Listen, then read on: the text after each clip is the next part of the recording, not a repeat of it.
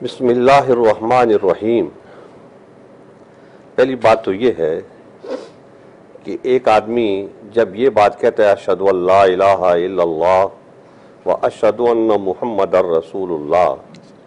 تو گویا وہ اسلام کو قبول کرتا ہے۔ بے شک۔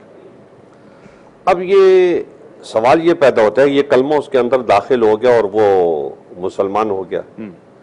تو مسلمان کوئی ایسی چیز تو نہیں ہے کہ سامنے کوئی اس کی نشانی ہو، صحیح،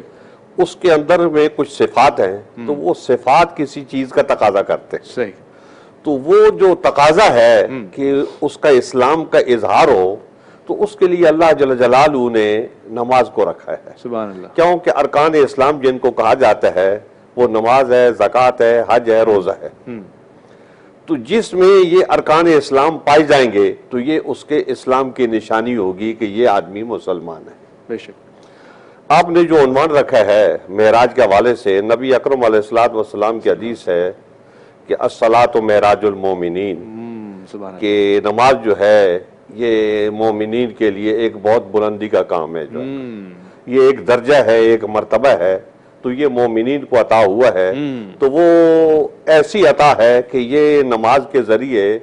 اس کے قرب تک، اور وہ قرب جو اتنا بلند ہے اس تک پہنچ سکتے ہیں۔ سبحان اللہ۔ دوسری بات یہ ہے کہ جب ہم اپنے خالق کا اعتراف کرتے ہیں تو اس خالق کے کچھ حقوق بھی ہمارے اوپر ہیں۔ بے شک۔ جیسے اس کی مثال سمجھنے کے لیے آپ یوں سمجھیں کہ قرآن حکیم فرقان حمید میں بچوں سے یہ کہا گیا ہے کہ وہ اپنے والدین کی خبر گیری کریں، کہ ان کے کوئی بیمار ہو یا وہ بڑھاپے کو پہنچ جائیں تو ہر طریقے سے ان کا خیال رکھیں، اور وَلَا تَقُلْ لَهُمَا أُفٍّ وَلَا تَنْهَرْهُمَا وَقُلْ لَهُمَا قَوْلًا كَرِيمًا، کہ بڑھاپے کے تقاضے ہوتے ہیں کہ مزاج میں سختی آ جاتی ہے،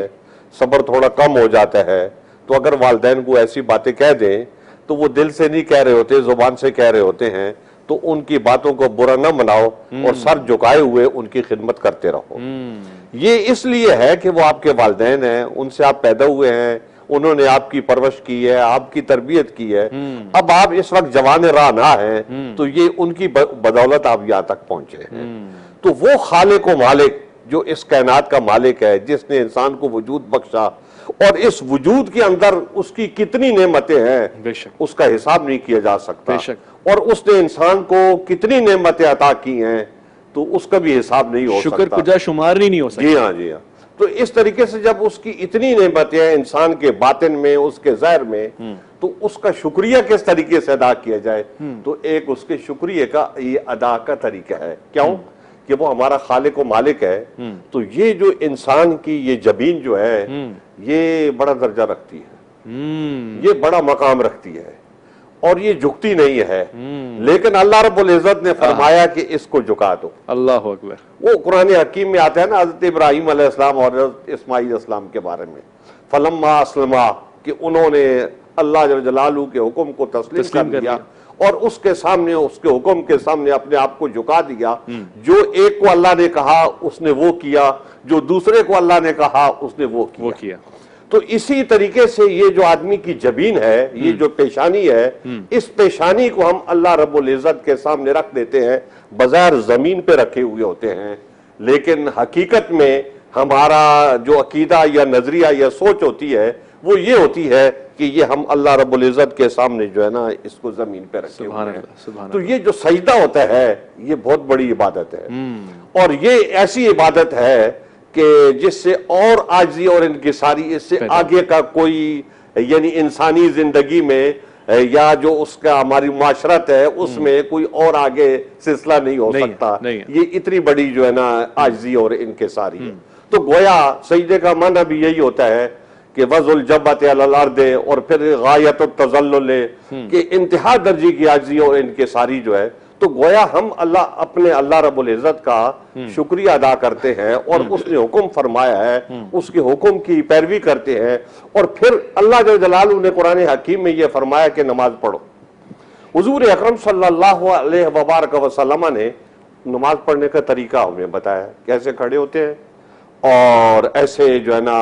رکوع میں جاتے ہیں، ایسے سجدے میں جاتے ہیں، اس طریقے سے قاعدے میں، صحیح، اور یہ چیزیں پڑھنی ہوتی ہیں، اور وہ جو چیزیں بھی پڑھی جاتی ہیں ٹھیک، وہ خالق کی بلندی، اس کا مرتبہ، اس کی قوت، اس کا اقتدار اس میں ہوتا ہے،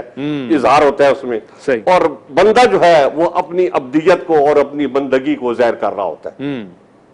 حضور اکرم صلی اللہ علیہ وبارک وسلم نے فرمایا ہے کہ صلو کما رأیتمونی،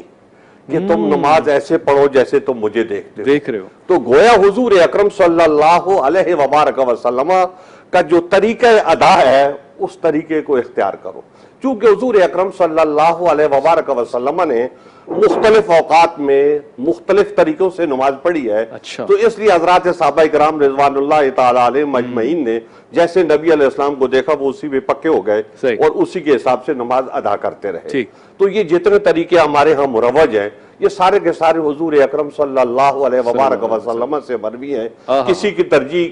اپنی ہے، کسی کی کیا ترجیح ہے، کسی کیا ترجیح ہے، تو ترجیحات اپنی اپنی ہیں، اصل چیز جو ہے نا وہ عبادت ہے، اور وہ حضور اکرم صلی اللہ علیہ وبارک وسلم کے طریقے کے مطابق کرنا ہے۔ اب ایک آدمی جب نماز پڑھتا ہے تو اس کے ظاہر میں تو عاجزی انکساری ہوتی ہے، لیکن باطن میں بلندی پیدا ہوتی ہے۔